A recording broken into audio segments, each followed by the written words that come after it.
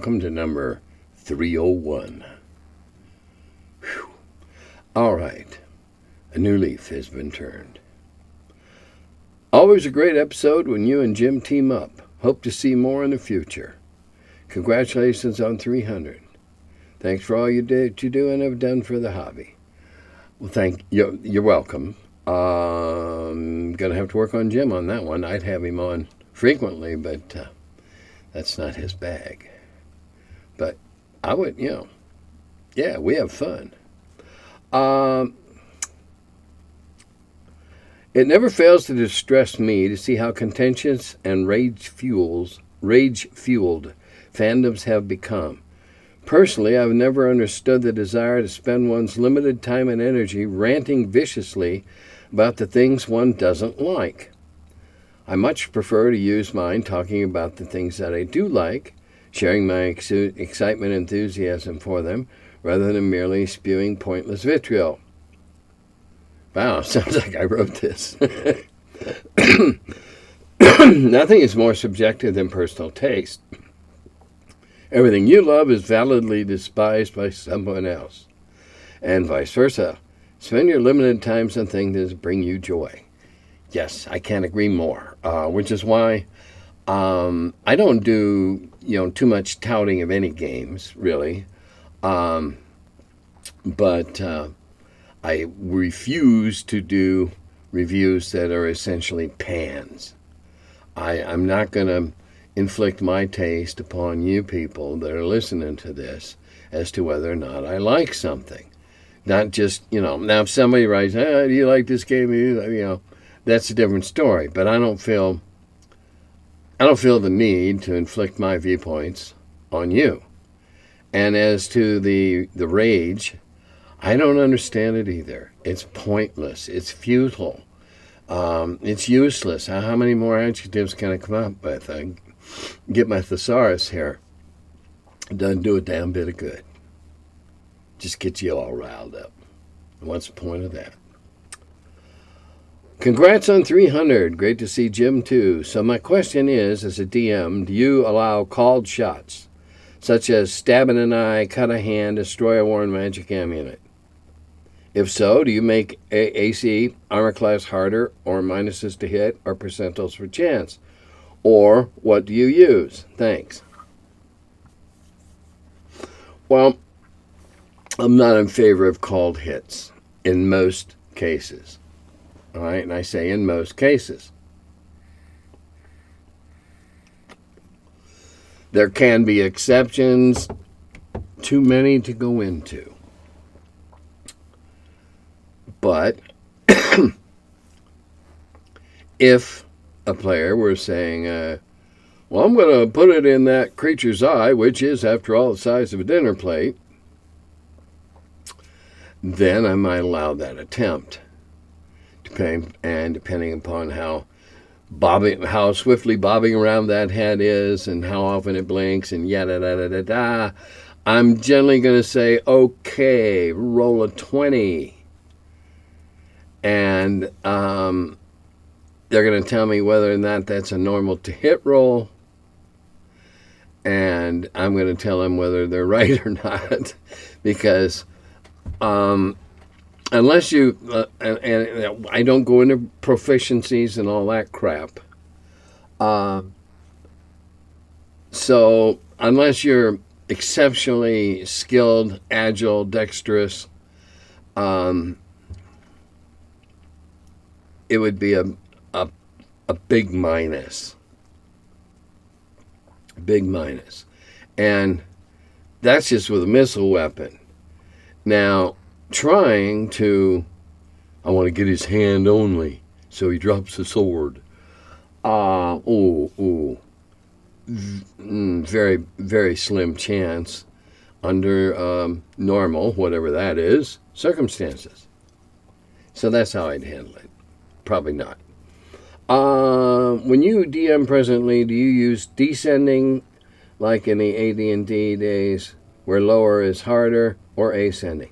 I use descending. 9 class armor is the clothes on your back that you left home with.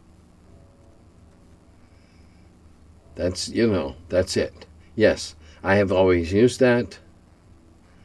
I like it, and I see no reason to change. If you learned it the other way and you like it, and all your players play that way, sweet. I think, though, if you sit down at my table and I hand you a pre-gen with an armor class of 9, you were probably going to be intelligent enough to assume that I just didn't give you golden, sparkly mithril plate of some sort. I hope. Love the Whovian intro. Yeah, that's what happens when your video editor is a Who freak and you say, sure, go wild, and he takes you at your word. But it was fun, wasn't it? Good thing we don't have another 300 coming up for a while. Discworld RPG Kickstarter is announced by Modifius. Well, wouldn't that be interesting? Ever since I saw this comment earlier today, I've been thinking about this, and trying to think out how, if I were tasked with making Discworld RPG, how I would go about it. And there's not a lot of, big pyrotechnic magic. There's no great fire-breathing, out-to-destroy all civilization monsters in Discworld. It's not to say you couldn't have fun, but I'm interested to see how they'll keep it new and fresh and challenging, how the game can stay fresh and challenging. And I'm waiting to see if it, being the DM, requires you to have read all the Discworld books, which I happen to have, but I wouldn't want to have to go back and brush up just so I could run a game. But I'm curious to see what they do. I'm not going to condemn anything I haven't seen. I might be a little skeptical once in a while and voice that skepticism, but never a condemnation. I know it was before your time at TSR, but why the falling out between Gary and Artisan? Well, actually, no, it wasn't before my time. It was all going on during my time.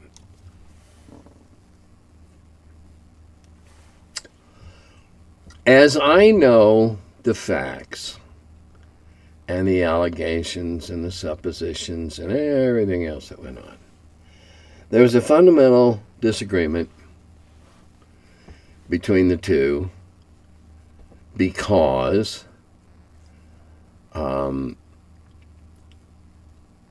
Gary took Dave's very sketchy outline. He had played in the Bronze team. He wrote Chainmail, so it's not like he didn't have a handle on it. And he took Dave's ideas and such, and he spun them into D&D. And Dave was not happy. And as a means of placating and explanation and trying to get Dave on board, this is what I understand, he was offered half the royalties. Apparently, that brought Dave around. Now, I'm going to talk about the supplements and how they played into this, being Greyhawk and Blackmore, a little later when I'm talking about the supplements as a whole. But the Blackmore supplement was a tit for tat. Gary had Greyhawk, Dave wanted Blackmore. Well, I think part of the friction was the fact that Dave drug his feet on Blackmore and did not complete much of it, and the pieces that he did weren't always complete. Now, I say this because I've seen what passed for a manuscript for Blackmore from Dave. So now there's the feeling that the partnership is not equal because the skill set is not equal.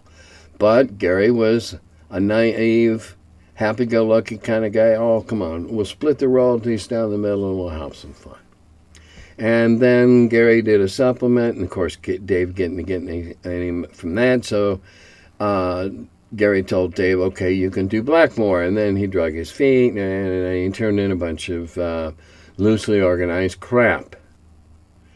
I had to supplement the book by putting in Steve Marsh's stuff. I had to use the entirety of the Temple of the Frog. Now, we had planned on showing an example of what you at home could build on, design on your own, and here was an example. And hoping it would people to take the temple itself and just stick it into their campaigns willy-nilly. And this gave Dave a royalty.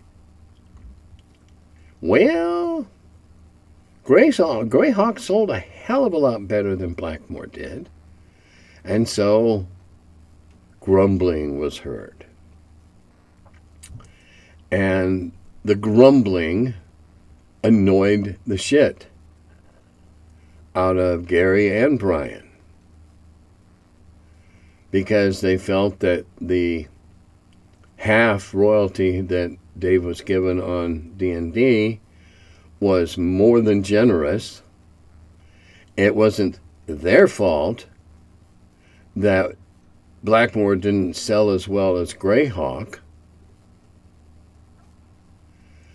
So animosities grew.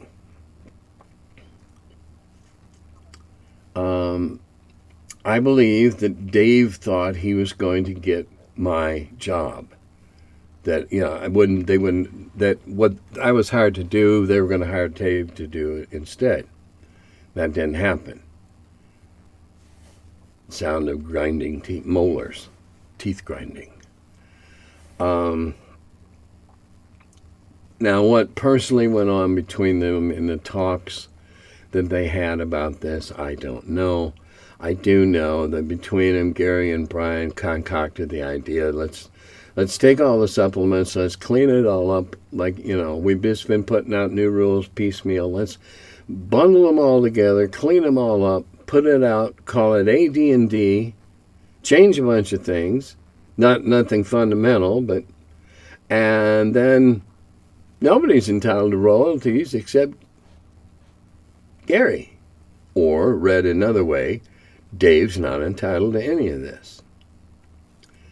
Now, another case in point. Dave was supposed to come down to Lake Geneva and work at the shop like we did. Apparently, it took quite some doing to drag him down grumbling. I have no idea what he did the very few weeks that he was there. No idea if he did anything. He did display a mean and snarky personality by willingly pointing out all the typos in Dragon Magazine and yet refusing to assist in the proofreading. That wasn't what he was there for. So that's what I know about it. And to it all I say, good riddance.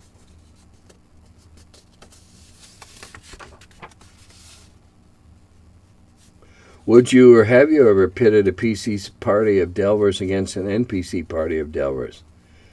What do you think of this idea? No, I haven't. I don't think it's a good idea. Let's look at a minute at the term monster. The term monster, the word monster, does not solely apply in its usage in D&D as a werewolf or Godzilla or something equally large and horrible and scary.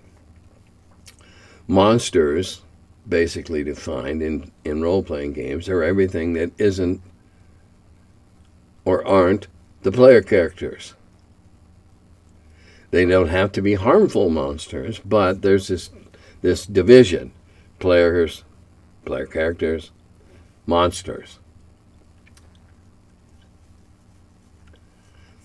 I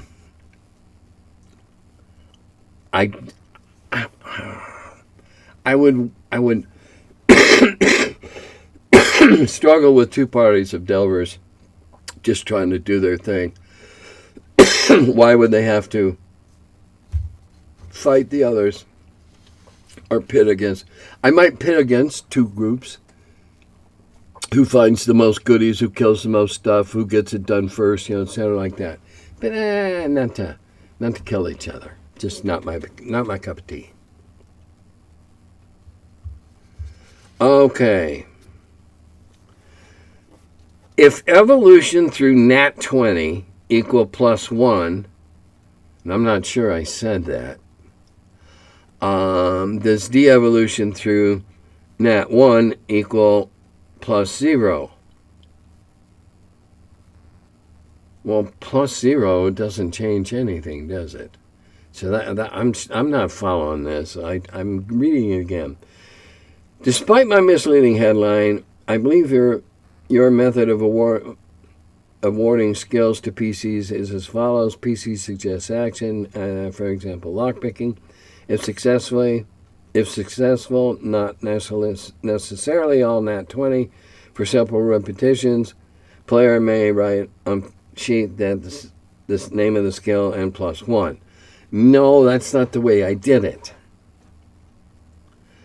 Particularly in the early days, and you can ask anybody that's played in my Wheel of Blame games the last several years, I rely heavily on the good old D20, the Sherman tank of my forces, the one that gets the job done, or let's say it's the Abrams tank of my, anyway, my favorite die. So versatile. So we'll say that Hobbit, the gentleman who I won't name, that became the group thief before there were thieves, said, I'm going to try and, pick this lock. And so I gave him a tough roll based on his agility or dexterity or, whatever you want to call it in your game system. And he did it. And he did it a couple of more times. So he became the de facto thief in the group. And I started giving him pluses to his D20s, or minuses as the case may be, in his favor. So it's not a +1. It's all D20 based. And I probably started at something like, okay, you got a 40% chance of figuring out, you're just a dumb cluck. You got a 40% chance of figuring this out. And they roll percentiles and get a 40 or less. Hey, it worked. And the next time, it might be a more complex situation, and so they've got the same 40 or only 45. And as they do it more often, pretty soon, it becomes almost de facto, unless I make really cunning, really meticulous, really deadly traps, which personally I don't derive any particular joy from. And so pretty much it became, okay, let me check. And if it was exceptionally hard and they rolled and then thought they got it, I go, no, didn't work, not exact. And we extrapolate from there. And would I ever apply damage to a PC for a bad roll in a non-combat situation? Well, if he tried to tell me he was rolling the 900-pound log up the gentle incline and miserably failed either his strength or constitution, whatever I decided to use, well, yeah, the log might roll back on him and mess him up. But again, everything in role-playing is so situational. I try to let what I could perceive to be common sense ruled the day. My common sense, anyway. I'm not a big fan of the direction WotC is taking D&D, but I'm not going to bash him for it. I, too, have never been one to heavily criticize something I don't enjoy. I've read John Peterson's books on D&D and enjoyed them immensely, as well as learning a lot from them. I've already pre-ordered the new book coming out. I'm currently playing 5e with three female friends of mine, braggart, and 3 female gamers, period. And I'm not. Lady gamers watching this, don't rise up in righteous fury. I know you're out there.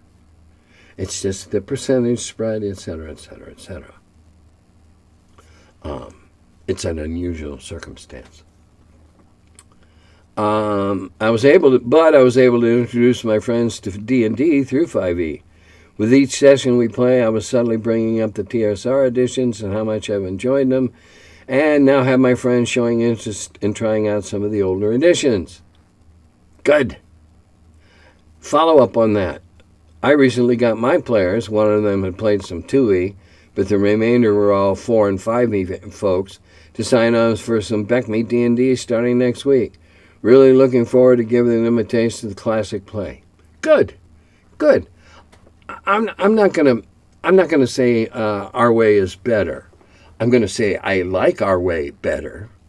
I don't like relying on proficiencies and skills and such like that. We roll enough dice as it is.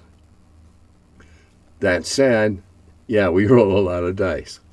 That's how you get them. Little subtle hints, clues. And then they're not surprised when they find out they can really die. Or if the scorpion stings them and they make their saving throw, they still get half damage. Woo! All right. Let's see. Next page. Were you ever a fan of Eerie magazine or other such that featured sword and sorcery stories in the 70s? Anytime I could find one. In the 70s, well, from 71 on, 71 to 73, I worked in a news agency, and that meant that they were a magazine distribution company. So I had access to all of them, and best yet, I had access to all the stripped ones. So if I didn't care if they were a month old, why would I care? Hadn't read it yet. I got my choice of gazillions of magazines with just the name and the date thing stripped off the top cover, which they were returned then to the distributors for credit. So, yeah. Some would say D&D is a unique type of cooperative war game, and you've spoken about some of the input you had on the combat mechanics of the game, like the magic missile. Were there other major changes you would have made? My impression is that in the old days, it was an experience that wasn't necessarily meant to feel like an incredibly tactical war game. Some would argue that looking at D&D's combat, it was perhaps a poor war game. Well, some could say whatever the hell they want. And I didn't write it, so, you know. Well, if you want more gritty, tactical level combat, there was a series of I don't know if you call them picture books, flip books. Anyway, it was combat like the flying game that's being re-kickstarted. I'm on page so-and-so, you're on page so-and-so, I see you looking at me like this, and you see me looking at you like that, and then our next move, when we face off against each other. And that's very detailed, and takes a long time until both players are very adept with the books. But I think it's too much time wasted on something that's not as much fun as the exploration and the intelligence gathering and what have you. Combat is something that has to be endured, quickly taken care of to your favor, and move on. I'm not into epic battles. Just not my thing. So I can't think of anything necessarily. It is in one way an incredibly tactical war game. It predates skirmish type rules, and it was written. It was written from the standpoint of and the suspected audience of miniatures players. So yeah, it was down on a level that miniatures hadn't been yet. Skirmish miniatures gaming hadn't been invented yet, or at least not played much.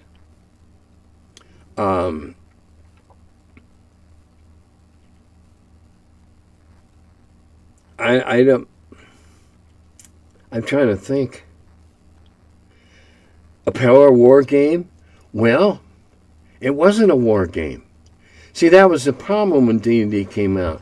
Nobody knew what to call it. Was it a minis game, as TSR originally claimed on the front cover? Was it a war? It wasn't a war game because there was no boards and no counters and no chits and chips. It was a hybrid. Some of this, some of that.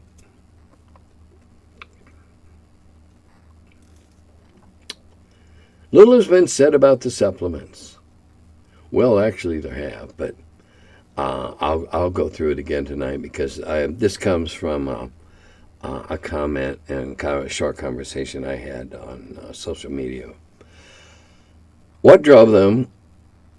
Why we did them? In response to what was going on, not much of anything about that. Okay, they were the fact that they completed. Okay.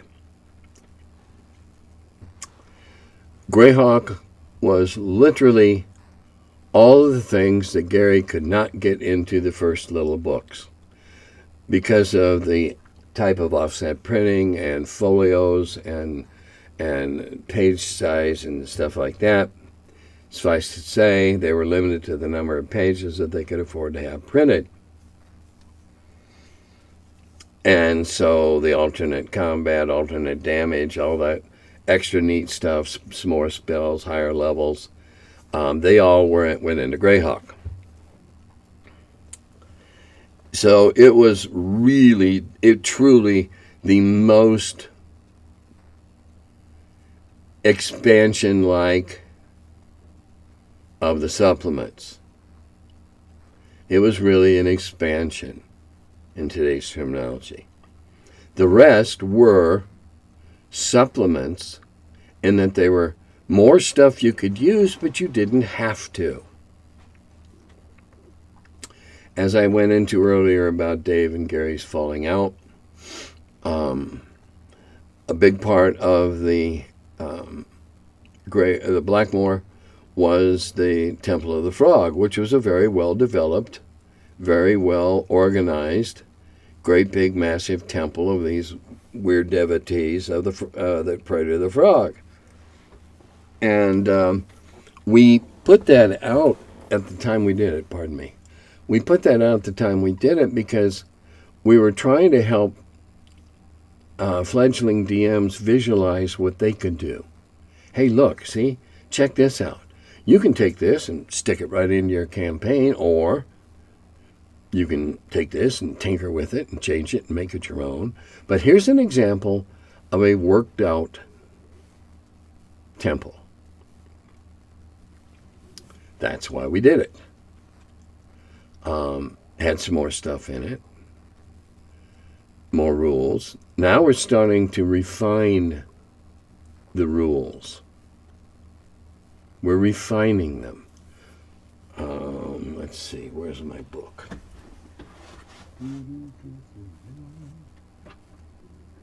Well, I don't know where it is. Anyway, I was going to give some examples of refinements, but I think if you go in and look, you'll see what I'm talking about. They were mainly refinements. Never a complete, oh no, that was wrong, this is new. You know, that type of thing. They were also responses to what we perceived as the excesses of some of the players. We kept a close eye on the fanzines and what ideas they were brooding about and what was popular and what wasn't. And we sometimes either, we kept those things in mind and squashed them. Spell points. Terrible idea. Because we extrapolated out what would happen and eventually, well, not all that long, wizards would rule the world because they have had unlimited access to their magic and only a certain amount of power or mana that day. While that works fine for clerics in my world, that would, we felt, be catastrophic in most others. So we legislated or supplemented against a couple of ideas that we thought weren't very good and we didn't think would hold up well over the full structure of the game. Pardon me. And we started dropping in refinements.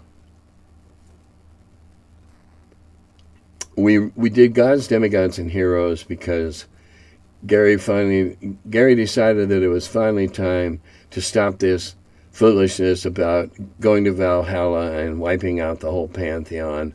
Or, it's not that it can't be done, but okay, let's look this. How many hit points does Odin have? 400. All right, in the days of OD&D, that was a nearly unimaginable number. If you were a fifth level, and you had rolled slightly better than average, you might have 20 hit points. Or when they went to variable hit die, you might have more. But the point was, you didn't have anywhere near 400. Your whole group didn't have anywhere near 400. Not at the point of time that this had been going on. The game wasn't that old. Honest players that were playing by the experience rules or something close to them were nowhere near that level. Cheaters and benders, who cares? They're only cheating themselves. Eldritch wizardry, we finally had psionics. Protection against the dreaded mind flayer. Something new that needed to be tweaked. Finally, swords and spells were to allow massive massed armies combat in a D&D world. So they refined, they shaped, and they were drawn to what we felt was a logical conclusion with swords and spells, massed armies fighting. Everybody had raised their retainers, and you could have 800 on a side fighting it out on tabletop, or more. 800 is a little more. Well, I can't say realistic, it's fantasy. A little more reasonable and certainly more manageable. That's why we did them. We helped shape the exterior of the game. We tinkered with the innards. We pretty much got it to where we were going, yeah, this baby will haul ass. And it was so we built a new one. And the reasons for building the new one, I've gone into many times before. A very, very, very bad idea. I'm sure Brian was behind it. As much as I don't like to speak ill of the dead, that has Brian's handiwork all over it. So yeah, at the end of Swords and Spells, in fact, Swords and Spells, I was still editing and we'd already had our little meeting, and Gary was already writing, and it was very much a gather all the pieces together, throw them up in the air, see where they come down and how they land, and let's reorganize and reform the game. The players are smarter, we are smarter, DMs are smarter in that we all have more experience. Let's do it. And we did. And by putting them out as supplements, they became canon. The CANON, the religious term, or the legal term. They became canon. And they became an integral part of OD&D. And if you were rules as written type of guy or girl, then that's what you played with.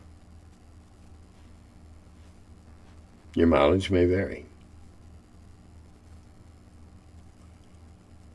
Great video.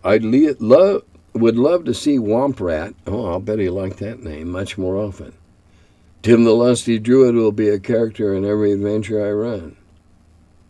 Okay, speaking of Tim, see, look over my shoulder? That's a drawing of a character, my character, in the Guys and Gax Kickstarter thing that they're running for the 50th anniversary. And I am playing my druid.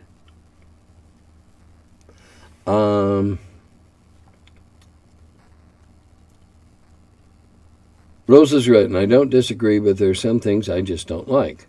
I don't like monsters, including orcs or goblins, or dragonborn, Erebird people, etc. I never keep those rules in a fantasy game. Well, see, that's the beauty. It's fantasy. Your world, your globe,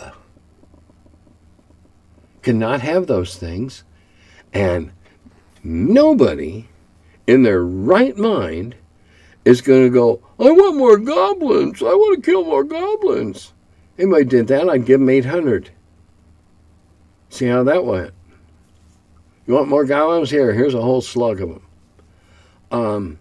So those are, I don't consider those are as rules. Those are races or species or whatever. And hey, you don't have to have them in your world if you don't want them. Your world could be absolutely reptile free. We'll call it Ireland. And St. Patrick drove all the reptiles out of Ireland, and there's never been any since. No dragons, no snakes, no lizards, nothing. That's fine. It's your world. Nobody says you got to have snakes or lizards. God knows you don't need any Komodo dragons just for the hell of it. And as far as races and player character types, that's fine. I would think, I know that if I were starting a new campaign in 5e, which would mean I'd been in a serious car accident and suffered brain damage, I would ban a whole lot of that silly shit. But that's just me. Okay, now, I'm importing something from Facebook I saw there earlier today that I thought was hilarious. Now, I know I got to tread lightly here in this much more woke environment, and I hope those of you who are regular viewers know my true nature and what I do or don't espouse. All right, here's the poser at the top of the picture, and I think it was the succubus that was the picture. Or might have been, I don't know. It was the nearly naked woman with the fangs and claws. Great video. Oh, no, wrong question. The early edition art of D&D utilized femme presenting, there's another of the new terms, individuals wearing skimpy clothing and armor that did little to protect one's vitals. Do you think this misogynistic portrayal of femme-presenting people limited interest in the hobby? Interest from who? If a woman saw the skimpy succubus or whatever and was offended by it, okay, I respect her right to be offended. Do I think that they limited interest in the hobby? Not to any 15-year-old boy. It certainly didn't turn off any 20-year-olds. I really, really, truly do not think we'd have sold any more copies if we had barred cleavage. You got to remember when this was coming out. This is the tail end of the sexual revolution. We still got titty bars, pole dancers. It's in terms of sexual mores, it's pretty wide open. Now, I did choose a piece of artwork for the cover of a supplement that had the mostly nude figure of a woman reclining on a slab. However, there were no mommy parts visible. It was a suggestion of a female. That nearly killed the brand with the conservative mom and pop hobby shops. However, did it dampen sales? No. I think that supplement went into reprints as quick as anything we'd ever done. Did it drive sales? I doubt it. I'm pretty sure it was what was in it, not what was on it. So, did it hurt? Well, I'll tell you, in my experience, wargaming, which this was an offshoot of, was a guy thing in a society that was much more rigidly defined male, female, guy things, girl things. Pretty binary, I know. A long time ago. There was not much female interest in role-playing until probably the sci-fi stuff. Ward's Metamorphosis Alpha, maybe Gamma World, because everybody looks the same in a spacesuit. I certainly don't think it hurt it, certainly not with the male half of the population. I don't believe there were many of the female half of the population that showed an interest in it. Now, if it may have turned off a small percentage of the infinitesimally small percentage of women and girls that were interested in that type of endeavor at the time. Now here we are 49 years later. Times have changed. Things got really loosey-goosey. Good Lord, we never printed anything as bawdy or as suggestive as anything by Vallejo or any of the, I'm trying to think the other great guy. I'll think about it after I close this. That type of art, Frank Vallejo's stuff, was very sexy. So was, I can't think of the other guy. Don't write in and tell me, you know who I mean. The other guy whose paintings ended up on the side of vans. Heavy sexual element in it. I don't know if any women ever refused to ride in a van that had one of their drawings on it. Maybe. I don't know. But in the early days, no, I don't believe it harmed anything. And if anything, it may have attracted more males than we would have lost as females tried it and didn't like it. Hard to say. I can't go back in the Wayback Machine and see it for sure. But that's my gut instinct. That's my feeling. Now, there are some of you who have expressed concern about the Lost Adventures. It will be at GaryCon.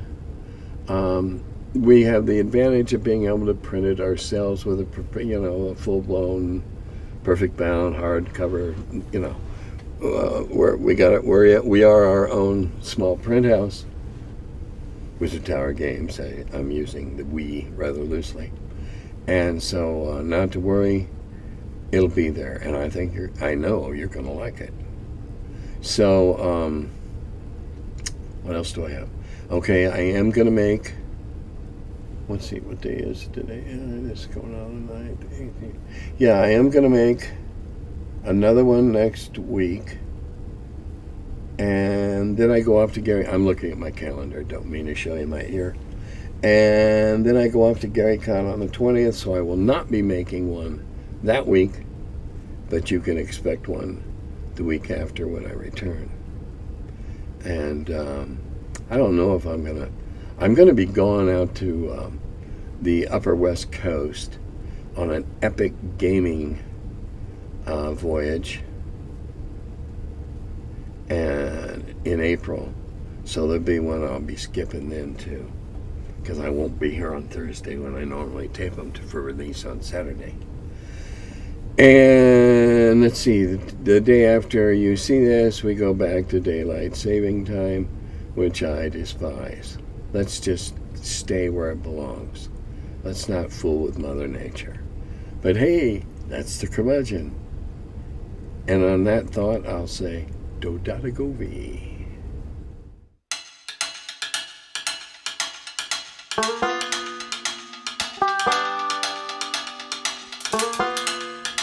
Hello, and welcome to my cellar.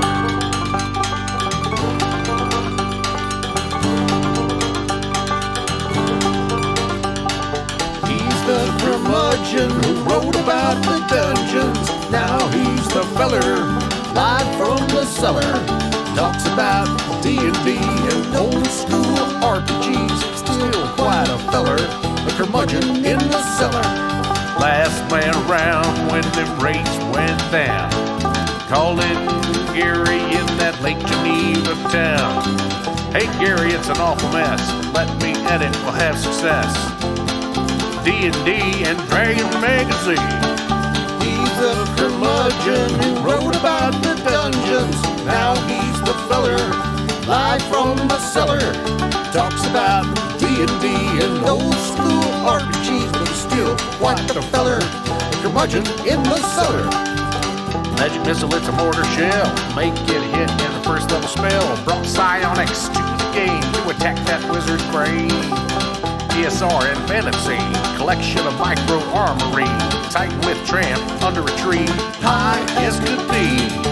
He's the Curmudgeon who wrote about the dungeons. Now he's the feller, live from the cellar. Talks about D&D and old school RPGs, but he's still quite the feller, the Curmudgeon in the cellar. Still quite the feller, the Curmudgeon in the cellar. Curmudgeon.